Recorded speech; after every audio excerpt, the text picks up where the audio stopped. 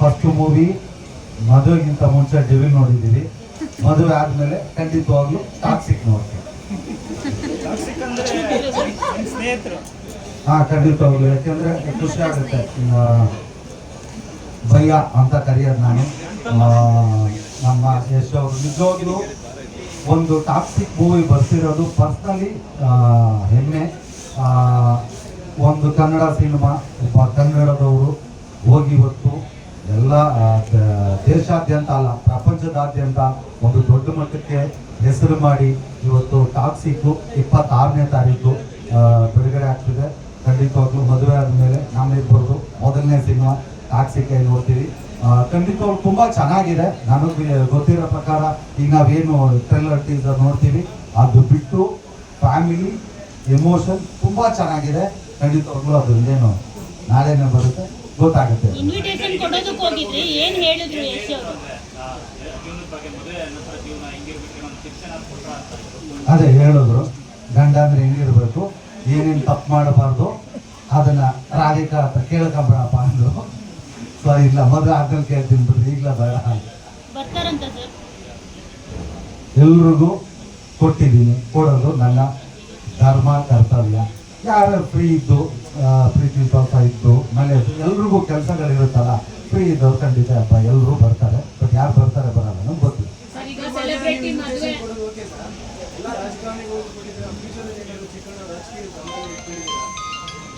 ಎಲ್ರಿಗೂ ಕೊಟ್ಟಿಲ್ಲ ಸರ್, ನನಗೆ ಯಾರ್ಯಾರು ಗೊತ್ತು ಅವ್ರಿಗೆ ಕೊಟ್ಟಿದ್ದೀನಿ. ಖಂಡಿತವಾಗ್ಲೂ ಇಲ್ಲ ಸರ್.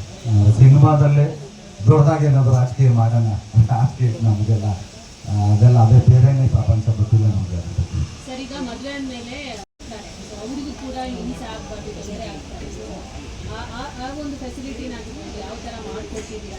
ಬಂದಮೇಲೆ ಒಂದಿಷ್ಟು ಸೆಲೆಬ್ರಿಟಿ ಅದನ್ನೆಲ್ಲ ಗಮನದಲ್ಲಿಟ್ಕೊಂಡು ಯಾವ ಥರ? ಇಲ್ಲ, ಅದಕ್ಕೆ ಏನೇನು ಬೇಕಾದ ವ್ಯವಸ್ಥೆಗಳನ್ನೆಲ್ಲ ಮಾಡಿದ್ದೀವಿ. ಮತ್ತು ಮೈಸೂರು ಕಮಿಷನರ್ ಮೇಡಮ್ ಅವ್ರ ಹತ್ರನೂ ಮಾತಾಡಿದ್ವಿ. ಅವರು ಹೇಳಿದ್ದಾರೆ ಏನು ತೊಂದರೆ ಆಗಲ್ಲ, ನೀವು ಆರಾಮಾಗಿ ಮದುವೆ ಎಂಜಾಯ್ ಮಾಡಿ ಬಿಟ್ಟಿದ್ದೆಲ್ಲ ನಾವು ನೋಡ್ಕೊತೀವಿ ಅಂತ. ಸೊ ಯಾರಿಗೂ ಅಷ್ಟೊಂದು ತೊಂದರೆ ಆಗಲ್ಲ ಅಂತ ಭಾವಿಸಿದ್ದೀವಿ. ಅಲ್ಲ, ನಮ್ಮದು ಸ್ವಂತ ಊರು ಮೈಸೂರೇ ಆಗಿರೋದ್ರಿಂದ ಅವ್ರೂರು ಶ್ರೀರಂಗಪಟ್ಟಣ, ಅದು ಹತ್ರ. ಸೊ ಇಲ್ಲಿ ಮಾಡಿದ್ರೆ ಆ ಊರು ಜನ, ನಮ್ಮೂರು ಜನ ಎಲ್ಲರೂ ಕರ್ಕೊಂಡ್ಬಂದು ಇಲ್ಲಿ ಆಗೋದು ಕಷ್ಟ ಆಗುತ್ತೆ ಅಂದ್ಬಿಟ್ಟು ಮೈಸೂರಲ್ಲಿ ಮಾಡ್ತಾರೆ. ಬೆಂಗಳೂರು ಅವ್ರದ್ದು ತೀರಾ ಸ್ನೇಹಿತರುಗಳು ಅವರು ಬರೋದಲ್ಲ, ಒಂದೂವರೆ ಗಂಟೆ ಅಲ್ವಾ ಆರಾಮಾಗಿ ಬಂದು ಬರ್ತಾರೆ ಅಂತ ಮೈಸೂರಿಗೆ. ಇಲ್ಲ ಇಲ್ಲ, 29ಕ್ಕೆ ರಿಸೆಪ್ಷನ್ನು, 30ಕ್ಕೆ ದಾರಿ. ಖಂಡಿತ ಯಾರ್ಯಾರು ಕಾರ್ಡ್ ಕೊಡ್ತೀವಿ ಎಲ್ಲರೂ ಬರ್ತೀನಿ ಅಂದಿದ್ದಾರೆ. ನೋಡಿ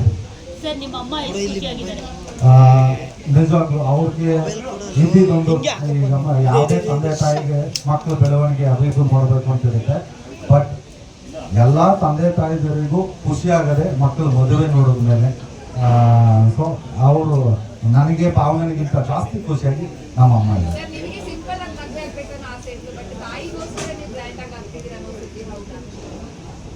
ಹೌದೌದು. ಏನಕ್ಕೆ ಅಂದರೆ ಏನೇ ಮಾಡಿ ಏನಿದ್ರು ಇವತ್ತೇನು ಇಲ್ಲಿ ಕೂತ್ಕೊಂಡು ನಾನು ಏನು ಮಾತಾಡ್ತಿದ್ದೀನಿ ಎಲ್ಲ ಬಂದಿದ್ದೀನಿ, ಇದಕ್ಕೆ ನಮ್ಮ ತಾಯಿನೇ ಕಾರಣ.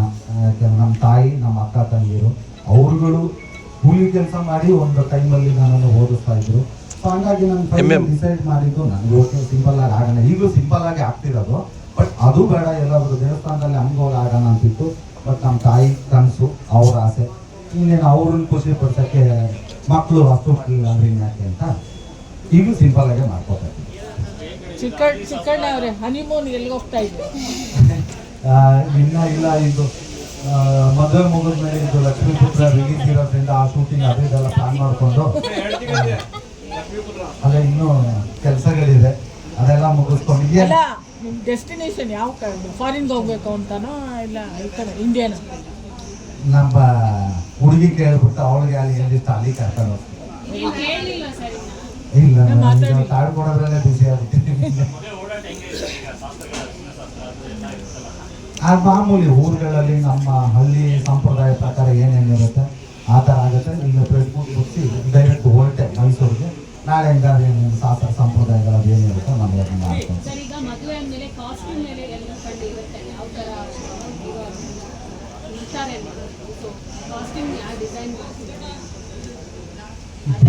ಡಿಸೈನರ್ ಯಾರು ಇಲ್ಲ, ನಮಗೆ ನಾವೇ ಡಿಸೈನ್. ಚಿಕ್ಕಣ ನಿಮ್ಮನ್ನ ಇಷ್ಟು ವರ್ಷ ಆಯಿತು 7 ಬೀಳುಗಳನ್ನು ನೋಡಿದ್ರಿ, ಪಾವನ ಅವ್ರು ಹೇಗೆ ನೋಡ್ತಾರೆ? ನನ್ನ ಇಲ್ಲ, ನಾನು ಹೇಳೋ ಬೀಳು ನೋಡಿದ್ದೀನಿ. ಪಾವನ ಬಂದಮೇಲೆ ಬೀಳೋದು ಇಲ್ಲವೇ ಇಲ್ಲ, ಬರೀ ಹೇಳೋದು ಅಷ್ಟೇ. ಲಕ್ಷ್ಮಿ ಬರ್ತಿದ್ದಾರಲ್ಲ ಇನ್ನೂ ಚೆನ್ನಾಗಾಗುತ್ತೆ, ಹಾಗಾಗಿ ಇಲ್ಲ ಕಷ್ಟ ಬರಲ್ಲ. ಸರ್, ಇವಾಗ ದರ್ಶನ್ ಸರ್ ನಿಮ್ಮನ್ನ ಯಾವಾಗಲೂ ಪಕ್ಕದಲ್ಲಿ ಕೂರಿಸ್ಕೋತಾ ಇದ್ರು, ನೀವು ಸಿಕ್ಕಾಪಟ್ಟೆ ಕಾಮಿಡಿ ಮಾಡಿ ನಗಿಸ್ತೀರಾ ಅಂತ ಹೇಳ್ಬಿಟ್ಟು. ನಿಮ್ಮ ಕಾಮಿಡಿಗೆ ಪಾವನ ಅವರು ಎಷ್ಟು ಖುಷಿಯಾಗಿದ್ದಾರೆ ಅಂತ ಮಾಡ್ತೀರಾ ಕಾಮಿಡಿ ಅವರು? ಇನ್ನೂ ಕಾಮಿಡಿ ಮಾಡಿಲ್ಲ, ಅದೇ ಪ್ರಾಬ್ಲಮ್ಮು.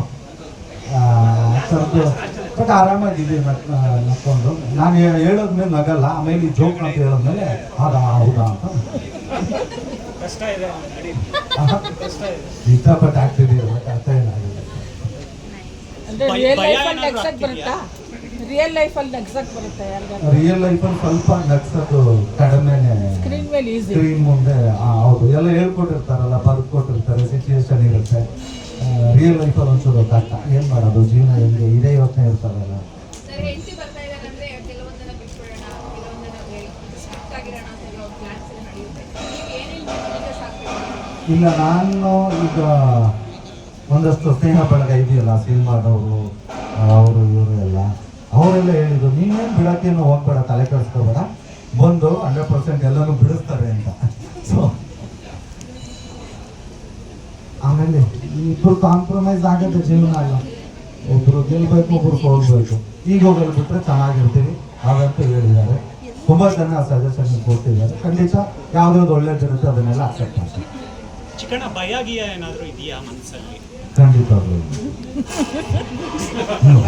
ಏನೋ ಕರ್ಕೊಂಡು ಓಡೋಗ್ತಿದ್ರೆ ಅವಾಗ ಭಯ ಇರೋದೇನೆ, ಯಾರು ಬಂದು ಹೊಡಿತಾರೆ ಅಂತ. ಏನು ಭಯ ಇಲ್ಲ. ತಾಳಿ ಕಟ್ಟೋವಾಗ ಬರುತ್ತೆ, ತಾಳಿ ಕಟ್ಟುವಾಗ ಬರುತ್ತೆ ಭಯ. ಹೌದಾ? ಬರಲ್ಲ. ಇಲ್ಲ, ಈ ಸುಮಾರು ಪಿಕ್ಚರಲ್ಲಿ ಕಟ್ಟಿದ್ದೀನಿ ಭಯ. Okay, thank you. ಎಲ್ಲರೂ ಬಂದ್ರಿ, ಆಶೀರ್ವಾದ.